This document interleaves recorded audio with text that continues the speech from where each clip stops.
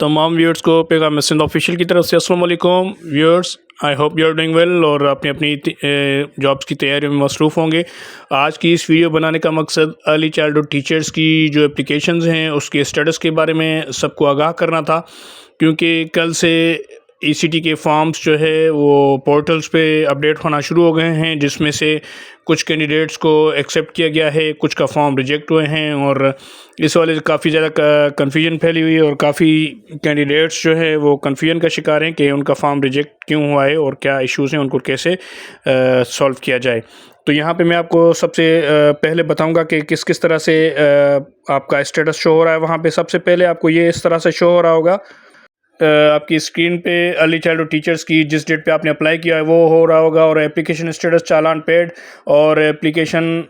Form जो है submitted successfully show हो रहा होगा अगर आपने चालान वगैरह पे कर दिया है। और इसका मतलब ये है कि अभी तक आपका जो एप्लीकेशन है वो उसकी स्क्रूटनी नहीं हुई है और कुछ दिन के लिए वेट करें। हो सकता है आज में, कल में या एक दो दिन में आपका फॉर्म एक्सेप्ट हो जाएगा या रिजेक्ट हो जाएगा। और उसके बाद दूसरा इशू जिस तरह से आ रहा है कि कुछ कैंडिडेट्स के फॉर्म रिजेक्ट हुए हैं, तो एप्लीकेशन रिजेक्टेड में जो डिफरेंट रीज़न शो की गई हैं वो मैं आपको उस पर तफसीलात से बात करूंगा और लास्ट पे हम बताएंगे कि किस किस तरह से, अगर आप समझ रहे हैं कि आपकी एप्लीकेशन जो है गलत तरीके से रिजेक्ट हो गई तो उसको आपने किस तरह से दोबारा से एक्सेप्ट करवाना है और क्या तरीका अपनाना है। तो जिस तरह से ये एप्लीकेशन है इसमें जिस तरह रीज़न शो हो रही है आप देख सकते हैं। मेन रीज़न इसमें जो बताया गया है, इनकम्प्लीट या incorrect documents rejected due to not providing mandatory BS education, BEd और ईसीई सर्टिफिकेट। तो अगर इस तरह से फॉर्म आ रहा है तो उसमें ये होता है कि आपका जो फॉर्म है या तो आपने इसमें से कोई डिग्री उसमें अपडेट नहीं की हुई। अगर आपने समझ रहे हैं कि वो डिग्री आपने अपडेट की हुई है तो फिर आपको दूसरा तरीका ये करना पड़ेगा कि आपको वेट करना पड़ेगा। और मैं लास्ट पे बताऊंगा कि आपने फिर क्या करना है अपनी एप्लीकेशन को ठीक करने के लिए। दूसरा रीज़न जिस तरह आप यहाँ पे देख सकते हैं कि यहाँ पे रीज़न शो हो रहा है इनकरेक्ट डॉक्यूमेंट्स, तो यहाँ पे भी रीज़न बताई गई कि not providing mandatory associate degree of education AD और second division BEd as per advertisement criteria. तो यहाँ पे भी वही इशू है। आप देख सकते हैं कि आपकी डिग्री आपने या तो वहाँ पर अपने पोर्टल पर अपडेट नहीं की हुई है, अगर अपडेट की हुई है तो उसके बाद समटाइम्स ये होता है कि एसटीएस का जो प्रोफाइल होता है वो सॉफ्टवेयर बेस्ड होता है और ये खुद से भी रिजेक्ट कर देता है। तो यहाँ पे मैं आपको लास्ट में बताऊंगा कि आपने उसको किस तरह से ठीक करवाना है। दूसरा फॉर्म यहाँ पे है कि जब फॉर्म आपका सक्सेसफुली सबमिट हो जाता है तो यहाँ पे शो हो जाता है कि आपका एक एप्लीकेशन फॉर्म जो है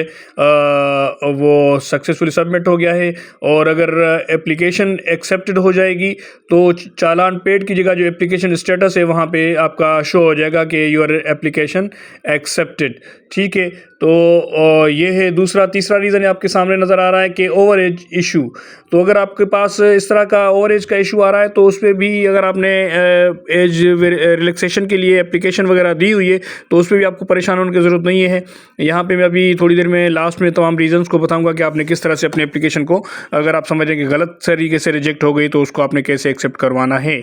तो दोस्तों, अगर आपकी एप्लीकेशन किसी फॉर्म्स की वजह से रिजेक्ट हो गई है और आपको लगता है कि आपने वो फॉर्म अपडेट किया हुआ है, आपने पोर्टल अपडेट किया हुआ है, तो सिंपली आपने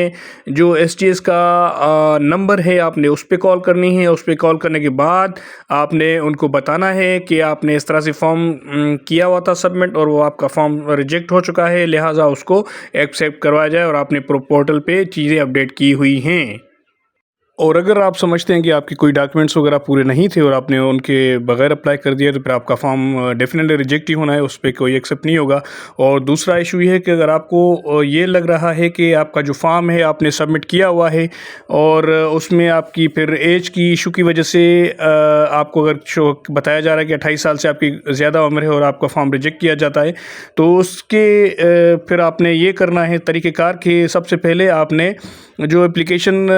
एज रिलैक्सेशन के लिए भेजी हुई है उसकी आपके पास अगर तस्वीर है, फ़ोटो कापी है, तो उसकी तस्वीर निकाल के आपने एक तो एसटीएस के मोबाइल पे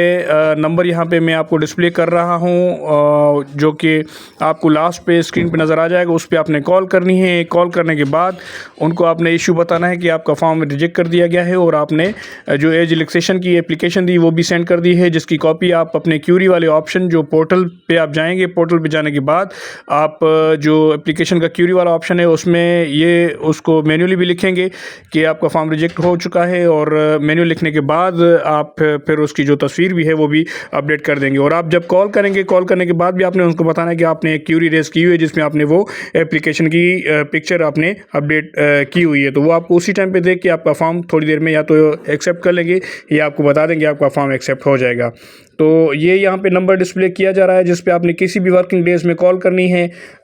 IBA के STS के एडमिनिस्ट्रेशन को, और उनको आपने अपना इशू बताना है और अपना इशू रिजॉल्व करवाना है। अपना बहुत ज़्यादा ख्याल रखिएगा। दुआ में अल्लाह हाफिज़।